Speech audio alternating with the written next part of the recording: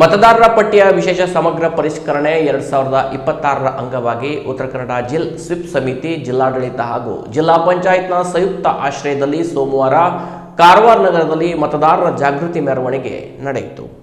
ನಗರದ ಜಿಲ್ಲಾ ಪಂಚಾಯತ್ ಆವರಣದಲ್ಲಿ ಆರಂಭವಾದ ಮೆರವಣಿಗೆ ಜಿಲ್ಲಾ ಪಂಚಾಯತ್ ಮುಖ್ಯ ಕಾರ್ಯನಿರ್ವಾಹಕ ಅಧಿಕಾರಿ ಡಾಕ್ಟರ್ ದಿಲೇಶ್ ಶಶಿ ಸ್ವೀಪ್ ಬಾವುಟ ತೋರಿಸುವ ಮೂಲಕ ಚಾಲನೆ ನೀಡಿದರು.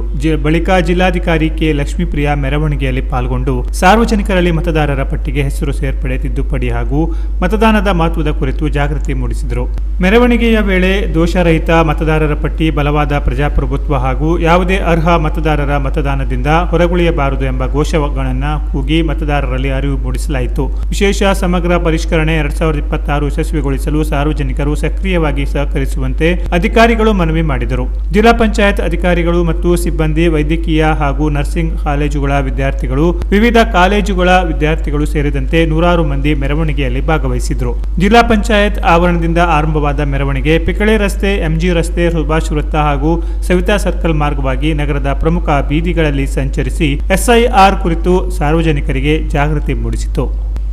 ಎಸ್ಐಆರ್ ಬಗ್ಗೆ ನಮ್ಮ ಅಧಿಕಾರಿಗಳಿಗೆ ಎಲ್ಲ ನಾವು ಸಾಕಷ್ಟು ಬಾರಿ ಹೇಳಿದ್ದೀವಿ ಏನಾಗ್ತಾ ಇದೆ. ಈಗ ನಮ್ಮ ಮಕ್ಕಳು ಇದ್ದಾರೆ, ಇವತ್ತು ಜಾಯಿನ್ ಆಗ್ತಾ ಇದ್ದಾರೆ. ಸೊ ಜಾಸ್ತಿ ಮಾತಾಡಲ್ಲ. ಎಸ್ಐಆರ್ ಬಗ್ಗೆ ಈಗಾಗಲೇ ನಾವು ತಿಳುವಳಿಕೆ ಕೊಡ್ತಾ ಇದ್ದೀವಿ.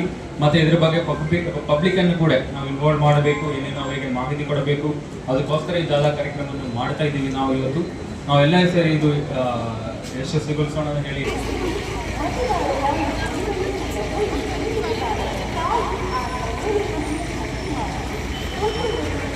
Canara plus news Karwar.